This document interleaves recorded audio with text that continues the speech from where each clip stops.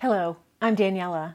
In today's slow stitching video, we're going to use burlap ribbon. Now you can use burlap if you want. It's just a little fussier. The ribbon usually has a nice seamed edge, so the burlap doesn't unravel because it's just a woven fabric.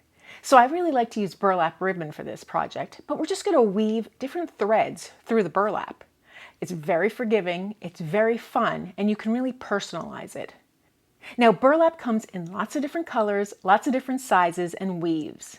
Use whatever you have on hand. You don't have to use a specific type of burlap. I'm going to show one with a large weave, but I'll show lots of examples using different types of weaves, really tightly woven burlap and really widely spaced irregular type of burlap. You can also use any type of widely spaced ribbon. It doesn't have to be burlap. Any type of mesh or netting will work as well. Now for the fall season, I like to use colors that are inspired by autumn.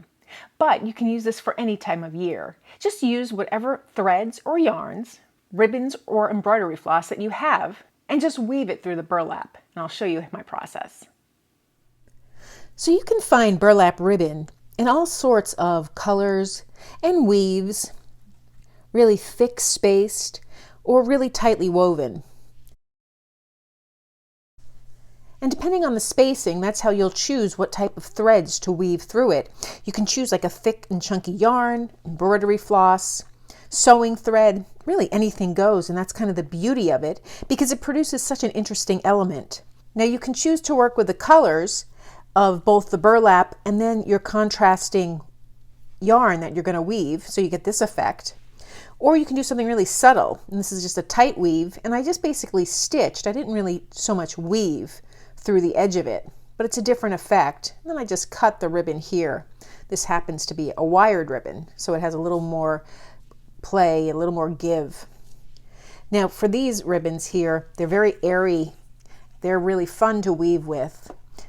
So from here I just clipped for this, and this is what I'm going to use today, but there's really no end in sight to what you can do. Here I took some really thick, very interesting yarn that has all this texture, and I just used the same yarn and just wove it in and out of this really thickly spaced ribbon. So it has the texture of not only the ribbon here, but then the yarn I chose. The possibilities really become endless. And then there's your typical burlap, and this is a ribbon that's fairly thick, 6 inches wide, and it's just sewn on the ends. Burlap tends to come undone because it's not stitched in place, it's just woven. So you have to keep that in mind when you're using it. And that's why the wired edge is very effective, because it keeps that edge nice and neat. Now there are some other kinds of ribbon you can use based on the burlap.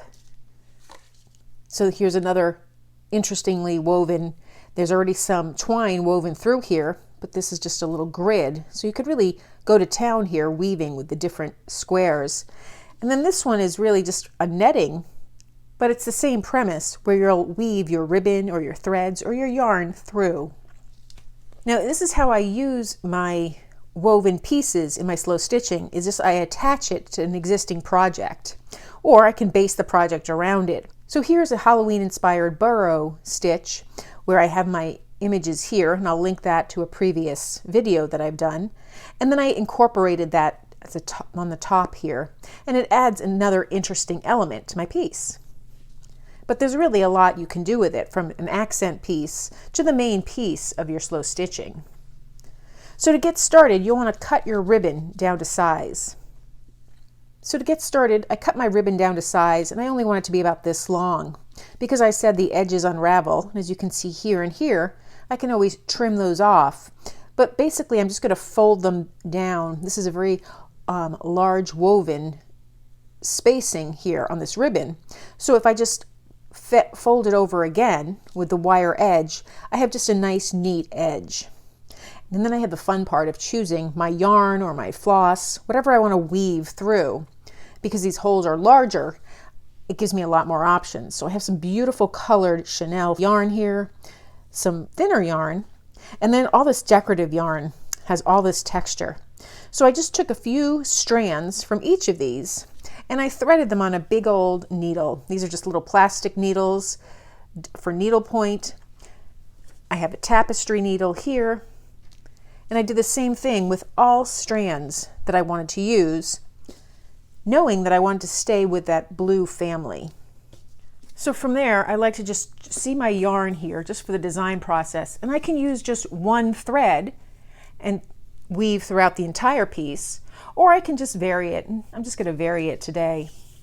Now, I can knot the end of my yarn if I want, but I'm just going to leave the tails hanging out, and I'll leave a good portion of them hanging out so that in the future, depending on how I want to use my piece, I have some options. So I leave a nice long tail here, and then I just stitch once around my piece, and that kind of just holds it in place. Then from there, I'm just going to stitch over and under, just weaving through. Now on the ends, I'm weaving through 2 layers because I folded over that edge, but then I'll just weave through and I'll go the length of my piece. I can come back and stitch another row or just leave it at 1 row.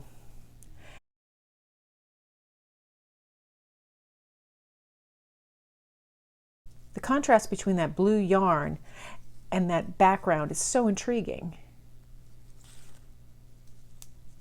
So I'll stitch through here, and then I can just cut my yarn. And again, I leave a long enough tail that I'll trim it up later, but it gives me some options. I could always knot it off, or I can work this into my piece.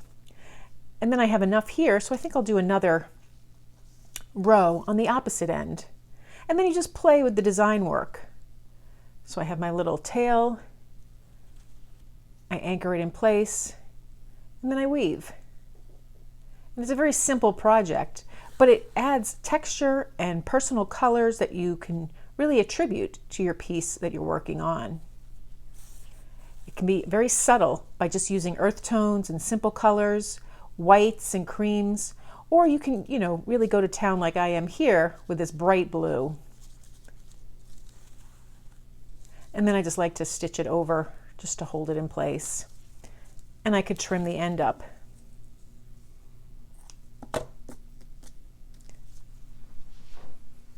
So I'll continue.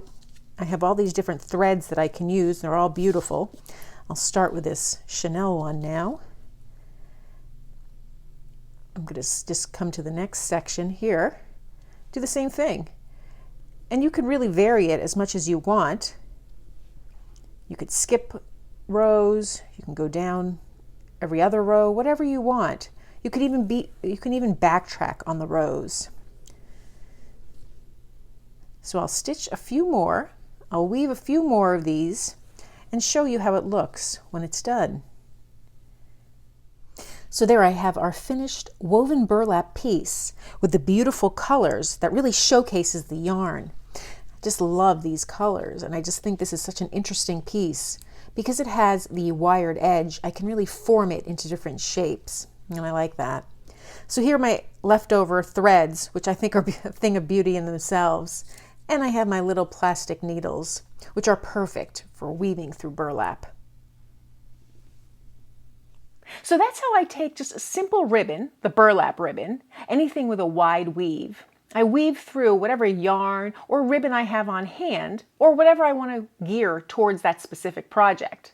You can make this piece as long or as short as you like, and then you can just tack it down into your slow stitching.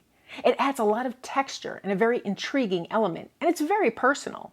There's so much you can do with the weaving. You can just do the over and under technique. You can do little back loops. You can do anything you want, skipping spots. You can even embroider initials if you got very creative. I hope you found this project helpful, and if you did, please give it a thumbs up and be sure to subscribe. Thanks for joining me today.